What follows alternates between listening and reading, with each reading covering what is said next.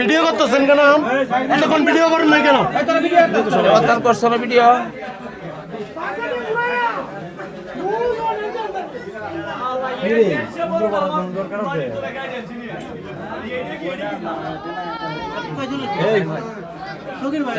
দুজন থাকো এনে আর তার পাঠাতে উদ্যোগ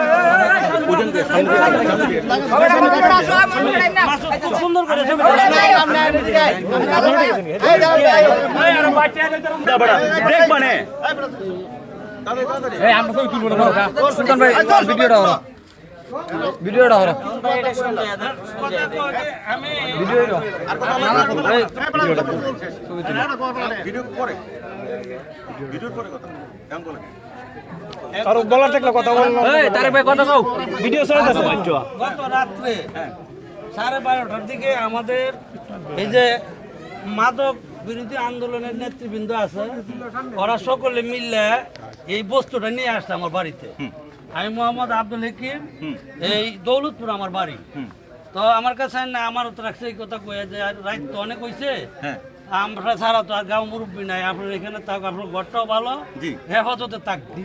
তো আমি সারা রাত এটা ভাড়াতে রাখিয়া আমি পুলিশের সঙ্গে যোগাযোগ করছি, ওনারাও আমারে কইছে যে আমরা আইতেছি। পরে কোনো এক কারণে আসতে পারে নাই, সকালবেলা আসছে। এখন আপনার আসছেন আমাদের সাল্লা থানার এই এসআই সাহেব। তো আপনার সামনে আমি এই দেশবাসীর সকলের সাক্ষী রেখে জিনিসটা আপনার কাছে সমঝাই দিতে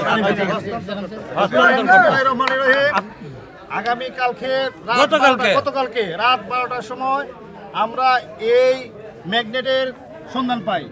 তারপর আমরা মাদক বিরোধী যে আন্দোলনের যে সকল ছাত্র জনতা আমরা সকলে ঐক্যবদ্ধভাবে রাতের 12টা থেকে 2:30 পর্যন্ত অভিযান চালিয়ে রুকিয়াকে যখন ধাওয়া দেই, তখন এই ম্যাগনেটের বস্তা ফেলে দিয়ে আর এখানে অন্য একটা লোকের সঙ্গে একটা ভাগাভাগি হয়েছিল যে এবার ট্যাবলেট মাদক এরকম একটা ভাগাভাগি হয়েছিল। পরে এটা ফেলে দিয়ে সে দৌড়ে পালিয়ে যায়, আমরা তাকে ধরতে পারি নাই। পরে ম্যাগনেটটা আমরা পাইছি, পাওয়ার পরে যে আমরা আব্দুল হাকিমের বাড়িতে আমরা এটা হস্তান্তর করলাম। এখন আমাদের সাল্লা উপজেলার এসআই আরিফিন ভাইয়ের কাছে আমরা জিনিসটা হস্তান্তর করলাম।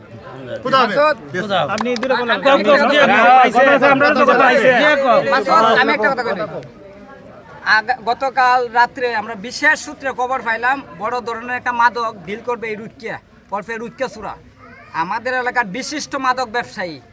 তখন আমরা যদি খবর পাওয়ার পরে এলাকার যুবক 20-50 জন যুবক তার বাড়ির আন্ডারগ্রাউন্ডে নজর রাখতেছি। রাখার পরে রাত প্রায় 1টার দিকে যখন এই মাল নিয়ে বাইর হয়, তখন আমরা একটু হুলিয়া দিলাম, বলে এই মাল লুয়ে তো যাইতে থাকা। তখন তারা দাওয়া দিলাম, আমরা তো ভাবছি মাদক। যখন দৌড় দিছে তখন তার পুরান বাড়ির থালায়া সে দৌড় মারছে। তখন আমরা কেটে ধরলাম, ধরে বস্তা আনলাম, আইনা তো একটা ফিলারের মতো।